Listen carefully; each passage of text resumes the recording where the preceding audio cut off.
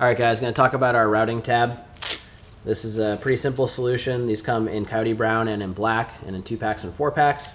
And they are tabs that allow you to do better cable management for things like down leads and hoses going to hydration bladders. These work with basically every type of shoulder pad that's on the market. Here I've got some Spiritus trifold ones, but these work with AXL, Shaw, Ferro, you name it. All you do is open up the shoulder pad, take your routing tabs, insert them in, close it back up, take whatever you want to manage. In this case, this is the down lead that goes to my helmet. Put it through, close up the One-Wrap, and now your cable is managed. We have these set up so that the loop side of the One-Wrap is facing out so it won't catch on things, make noise, or pick up random dirt or other crap.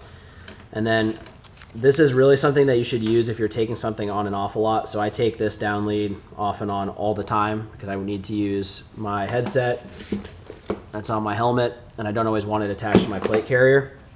It's also nice because I don't use a hydration bladder all that often, but when I do, I'll just take it